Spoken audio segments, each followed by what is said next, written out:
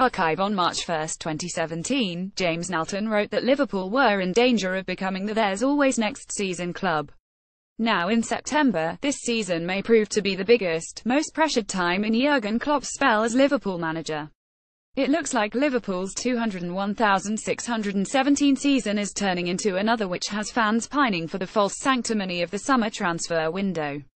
A time when all ills are supposedly cured. A disastrous start to 2017 has seen the club exit both cup competitions, fall further behind in the race for the top four, and sign no one.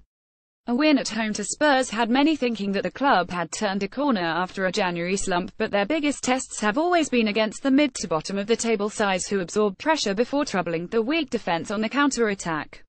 That said, a game against Claudio Ranieri sailing Leicester City side who hadn't managed a league goal, never mind a win, in 2017 looked like a guaranteed 3 points, but the situation for the champions changed drastically when the Italian was sacked 5 days earlier. Led by popular assistant and now caretaker manager Craig Shakespeare, the Foxes were buoyed and stunned Liverpool to win 31, preying on the Reds' glaring weaknesses. Jurgen Klopp's side are now floundering in 5th place, a point behind Arsenal in 4th and 1 point ahead of Manchester United in 6th, both of whom have a game in hand. The club have gone from challenging on 3 fronts, to challenging for the top 4, to holding on to a Europa League spot just ahead of rivals United and Everton who lie just 5 points behind. This capitulation has seen the faith in the current crop of players dissipate. Those in red who were lauded earlier in the season are now being dismissed as not good enough, as social media plans a complete overhaul of the Liverpool squad for the summer transfer window. Again, even after coming close to the title in 2014, the problems in the team were obvious. Namely defence, and defensive midfield. Luis Suarez also had to be replaced in some capacity, and wasn't, while the defence was weakened rather than strengthened with the arrival of the inconsistent Dejan Lovren in its heart. Speaking of heart, one of the players with that in abundance, a player who is still considered by many to be the best defender on the club's books, is Mamadou Sakho. I think HES Liverpool's best defender when HES fit and available to play, former Man United and England centre-back Rio Ferdinand told BT Sport. I think last season he was very good and I think they've missed him this season. Like Steven Gerrard said, he was the leader at the back, athletic. He'll be a great addition to Crystal Palace because he will add a bit of pace and aggressiveness to the back four.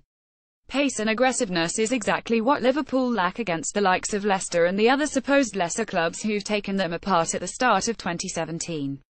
The club now find themselves in the farcical situation of not only having to bolster their defensive ranks again in the summer, but also having to replace a top defender who's already on their books and had no intentions of leaving. It's yet another frustrating case of there's always next season for the fans, many of whom are losing faith that their side will ever do good business in the summer transfer market but still hold on to a slither of hope that this will be the year that Javier Mascherano is finally replaced. It's also a big year for the club in the boardroom, and the new CEO Peter Moore had the misfortune of seeing his appointment announced just minutes after the defeat to Leicester. Changes upstairs, including the promotion of Michael Edwards to sporting director, may be a reason for fans to hope that the way Liverpool do their business could be about to change. By the time summer comes around, Klopp will have completed his first full season at the club, and he and his team of backroom staff should now have a very clear understanding of the club and the players they're coaching.